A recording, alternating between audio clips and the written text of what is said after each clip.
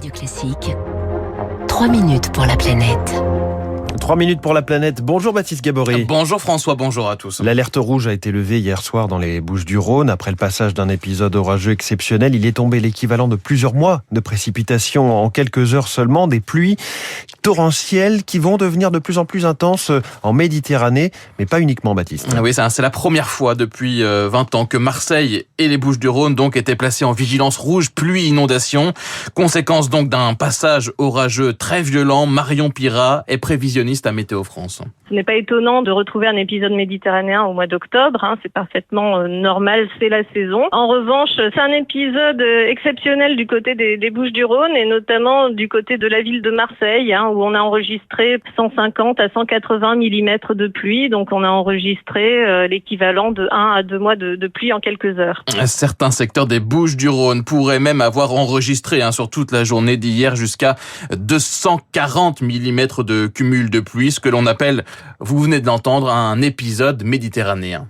C'est de l'air chaud et humide qui remonte de Méditerranée avec de l'air froid en altitude qui va engendrer d'importantes précipitations, donc du Roussillon aux Cévennes jusqu'aux Alpes-Maritimes, donc ça peut vraiment toucher toutes les régions méditerranéennes. Un phénomène classique mais exacerbé par le réchauffement climatique. Le lien est clair selon les scientifiques, pas seulement d'ailleurs pour les épisodes méditerranéens mais pour les pluies torrentielles partout en France. Alors ce n'est pas la fréquence des épisodes qui augmentent, les orages ou les tempêtes ne sont pas plus nombreux, mais ils sont plus violents avec des cumuls de pluie plus importants.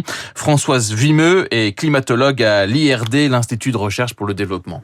Tout simplement parce que dans une atmosphère plus chaude, on peut mettre beaucoup plus de vapeur d'eau. Et pour les épisodes méditerranéens, lorsque le flux d'air chaud et humide en provenance de la Méditerranée arrive sur le continent et rencontre de l'air plus froid, il y a une condensation et la quantité d'eau qui est contenue dans l'atmosphère et qui peut nous retomber sur la tête est beaucoup plus importante. On sait par exemple que dans un monde à plus de degrés à la fin du siècle, on irait vers des cumuls de pluie de plus 20% pour les épisodes méditerranéens.